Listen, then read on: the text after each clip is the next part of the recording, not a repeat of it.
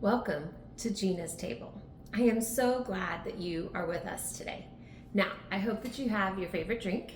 I hope that you are ready to talk about something that I think is really, really important. But before we dive in to this week's discussion, I just want to say a great big thank you to all of you who continue to listen, subscribe, share, like, all of those things wherever you listen to podcasts. I am really excited about some of the things that are coming up. As I said in my last episode, that you can be live at Gina's Table.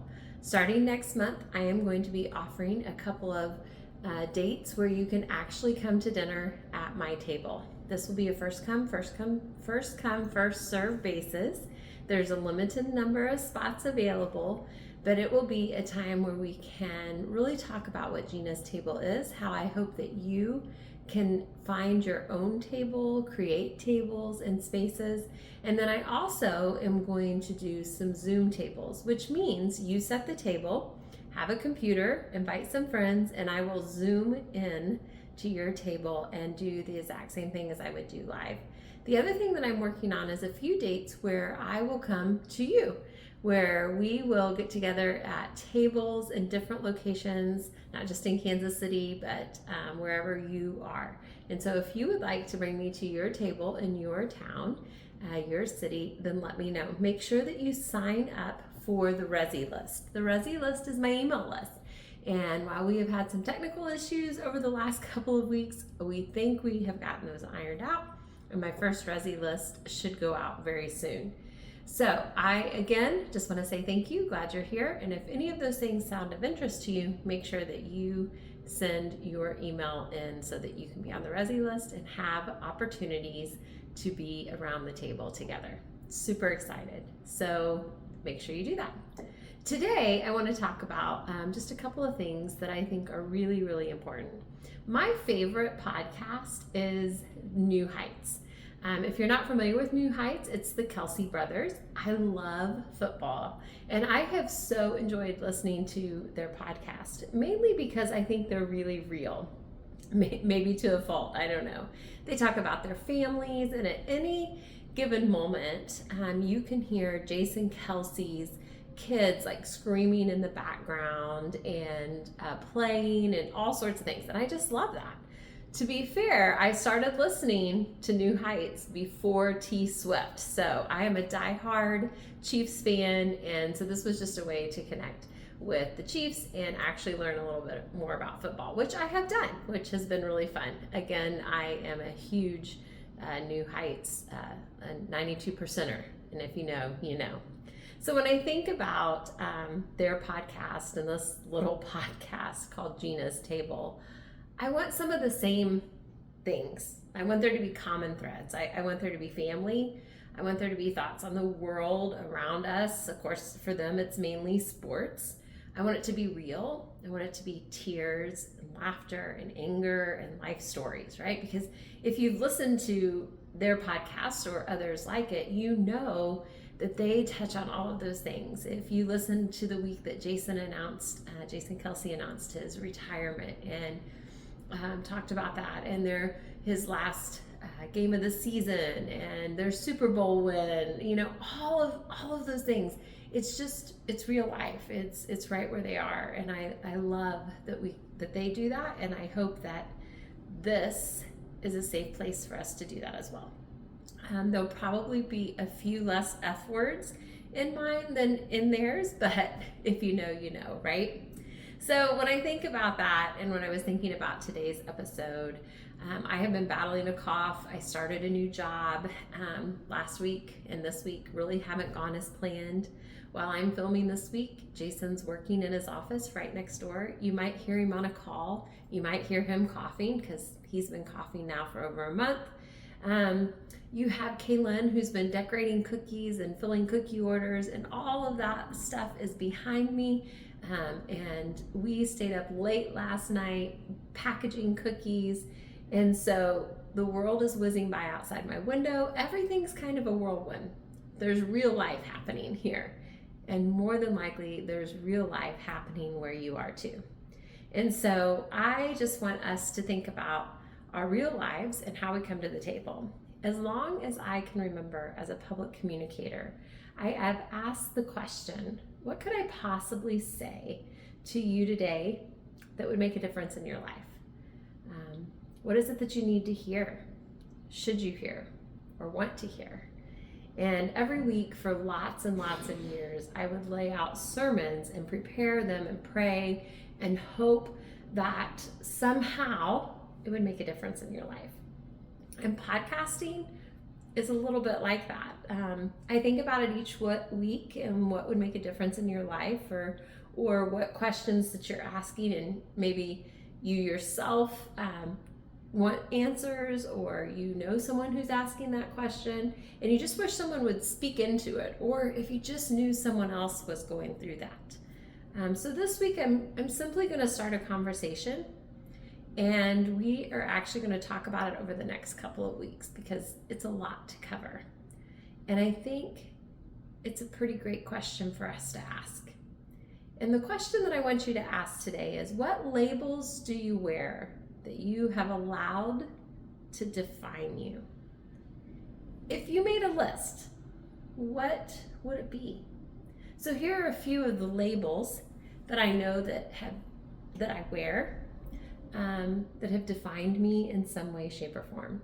Wife, mom, Gigi, daughter, sister, aunt, friend, cousin, reverend, pastor, white, privileged, overweight, woman, ugly, brat, kind, compassionate, mean, bitch, conservative, liberal, Republican, Democrat, independent, rich, poor, privileged. Did I say that one already? There's lots of labels that have been placed on me, depending on the circle, depending on the group, right? And so, is your list like these?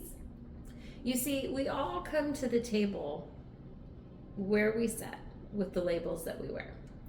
And depending on the table depends on how we present ourselves based on that label, right? So I want us to be able to strip off the labels and come to the table as we're meant to be, with only one label, and that is a beautiful child of the King. That is a beautiful daughter or son of God. While some of these labels are jobs or things that we do or names that we have, they do not have to be the only defining thing about us. As a wife and mom and pastor, those were labels that consumed my whole adult life, literally consumed it. And as those roles have shifted in how they play out now in my everyday life, I have had to define Gina in different ways.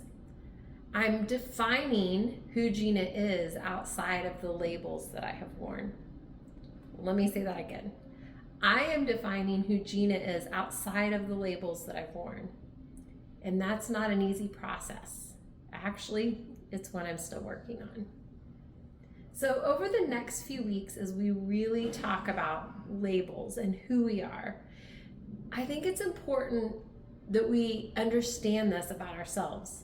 After my last podcast, someone mentioned to me that some people don't like tables anymore.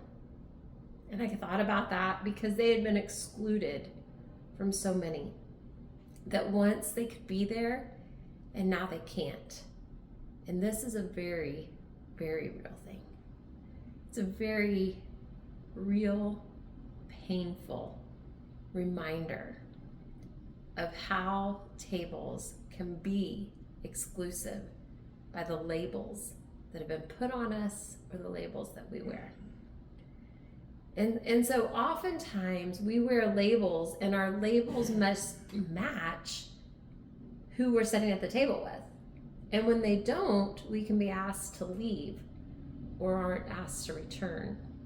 And I know this all too well, and some of you do too.